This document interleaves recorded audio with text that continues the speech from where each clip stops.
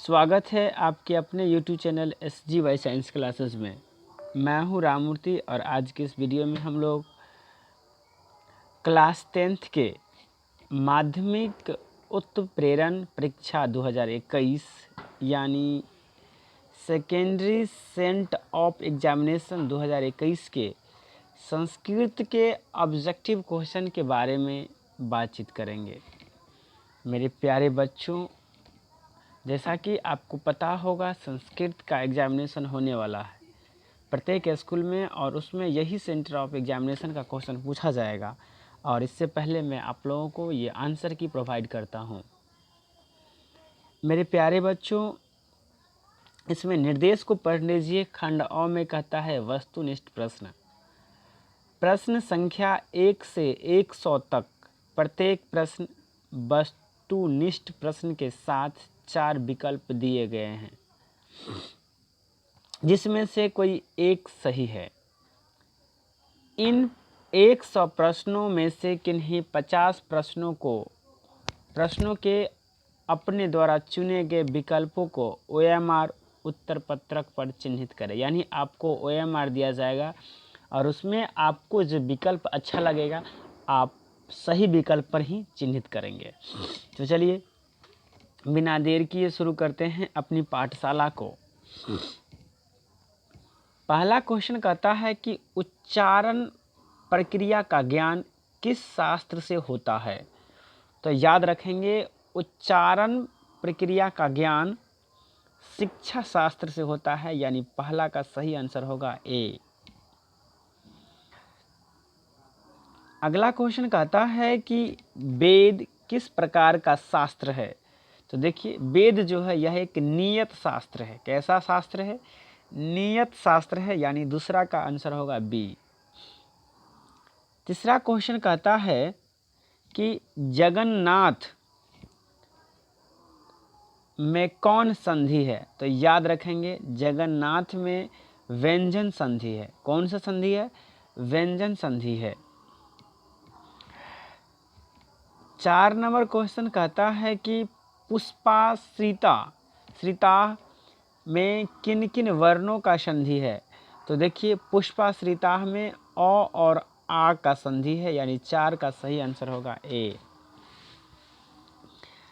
5 number question कहता है कि राष्ट्रपति का विग्रह क्या होगा। तो राष्ट्रपति का विग्रह होगा राष्ट्रस्य पति, यानी राष्ट्र का जो पति है उसे राष्ट्रपति कहते हैं, यानी 5 का सही आंसर होगा सी। 6 नंबर क्वेश्चन कहता है कि सम उपसर्ग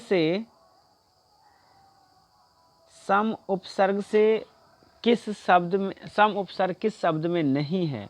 तो देखिए, यहाँ सम से संभव बना है, सम से संस्कार बना है, सम से समाचार बना है। ये सुगम में सम नहीं है, यानी 6 का सही आंसर होगा डी। 7 का सही आंसर होगा ए, यानी त्रिफला। 8 का सही आंसर होगा बी, यानी गुप्त काल। 9 का सही आंसर होगा सी, यानी देखिए कहता है कि पटना का प्राचीन नाम कौन नहीं है। तो हाँ, वही बात है। देखिए, पटना का प्राचीन नाम पाटलिपुत्र है ही, कुसुमपुर है ही, पुष्पपुर है ही, तो कौन नहीं है? तो ये सी नहीं है। 9 का हो जाएगा सी।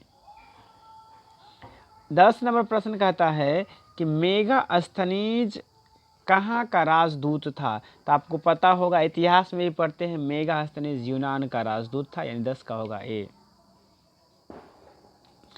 11 नंबर प्रश्न कहता है कि हिरण्मयेन पात्रस्य ...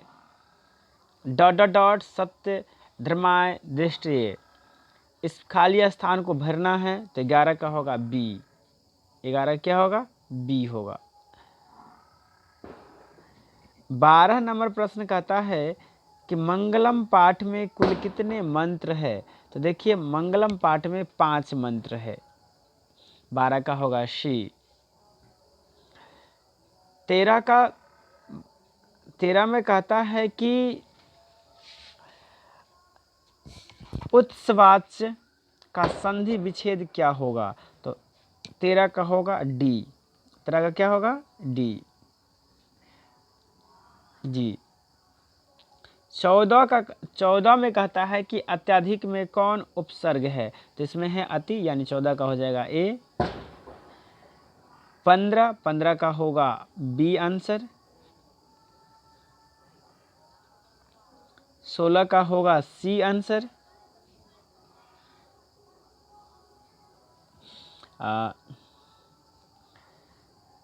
17 का होगा ए।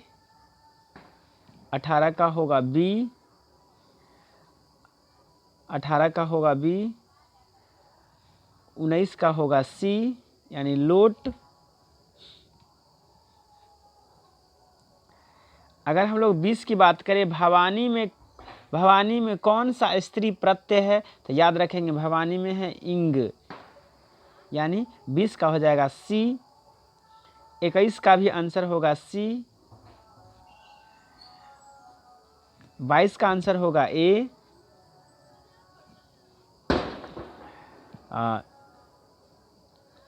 23 में कहता है कि वीरेश्वर कैसा मंत्री था? तो याद रखेंगे वीरेश्वर दयालु मंत्री था। 23 का होगा ए। सॉरी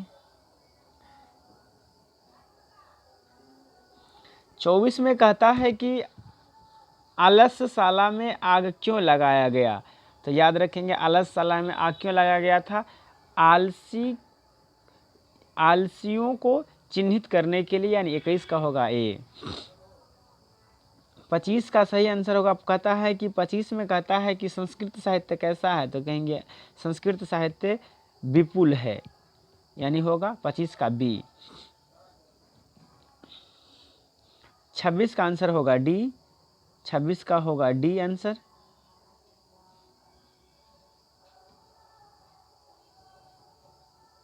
हाँ। 27 की अगर हम लोग बात करें तो 27 का होगा ए। 28 की बात करें हम लोग तो 28 का होगा बी, यानी कहता है कि भारतीय धारा कैसी है? तो कहेंगे विशाल है। भारतीय धारा कैसी है? विशाल है। तो 28 का हो जाएगा बी। 29 की बात करें हम लोग तो 29 में बाला बनेगा, यानी 29 का हो जाएगा सी। 30 की बात करें तो 30 का हो जाएगा डी।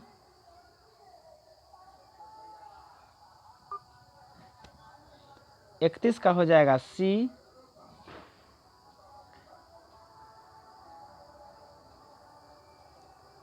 32 का हो जाएगा ए।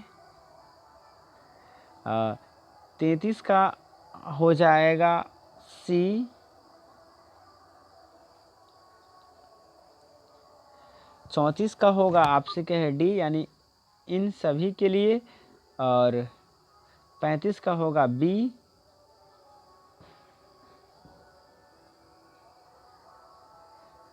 36 का होगा बी। 37 का होगा सी। 38 का होगा बी।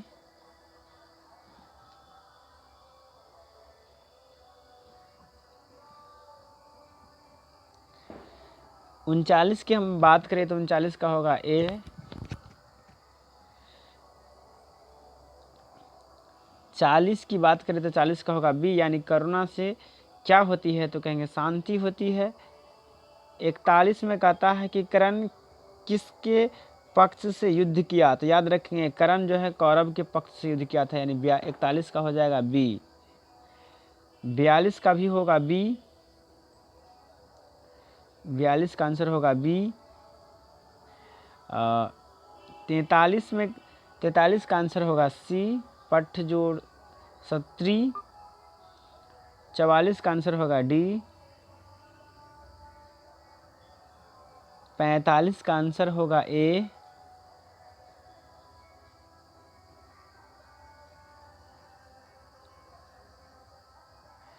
46 का आंसर होगा बी। 47 का आंसर होगा ए। 48 का आंसर होगा डी। 49 का होगा बी, और 50 का होगा ए, 51 का होगा सी, 52 का होगा बी यानी फ्लेह,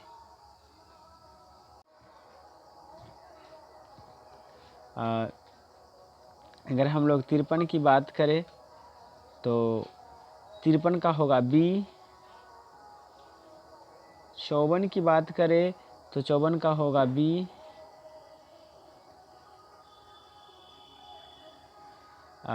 55 की बात करें तो 55 का होगा ए गुरु, और 56 का भी होगा ए यानी शिक्षा कर्म। 56 का क्या होगा ए यानी शिक्षा कर्म। 57 नंबर प्रश्न में कहता है कि स्वामी दयानंद के कौन थे, तो कहेंगे समाज सुधारक यानी 57 का भी होगा ए। 58 की बात करें तो 58 का होगा बी, 59 का होगा 59 का सही आंसर होगा ए, 60 का आंसर होगा बी, 61 की बात करें हम लोग तो 61 का सही आंसर होगा ए, 62 का आंसर होगा बी, और 63 का सही आंसर होगा सी, 64 का सही आंसर होगा डी, और 65 का सही आंसर होगा ए, 66 का होगा 66 का सही आंसर होगा बी, 66 का आंसर होगा बी। अगर 67 की भी हम लोग बात करें तो 67 का आंसर होगा बी, 68 की बात करें तो 68 का भी आंसर होगा बी यानी व्यंजन संधि होगा इसमें, और 69 में होगा ए यानी अव्ययीभाव समास, 70 की बात करें तो 70 में होगा सी, 71 का भी होगा सी,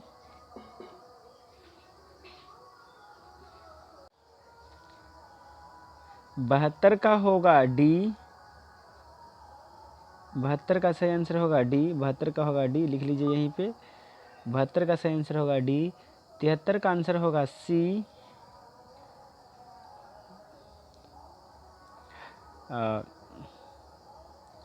74 का सही आंसर होगा ए यानी कर्म, 74। 75 के आंसर की हम लोग बात करें तो 75 का आंसर होगा बी, बी में क्या है, बी में कहेंगे लताए।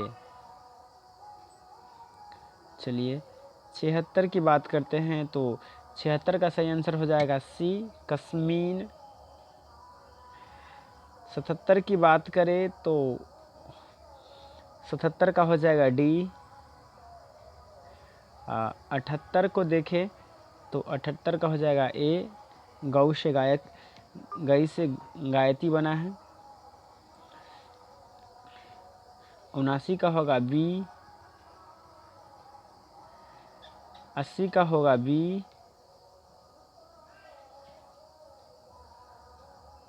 81 का होगा डी,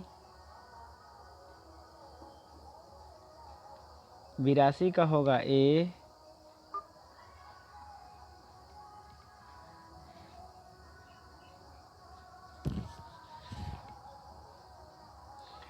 83 का होगा बी, और 84 का होगा ए,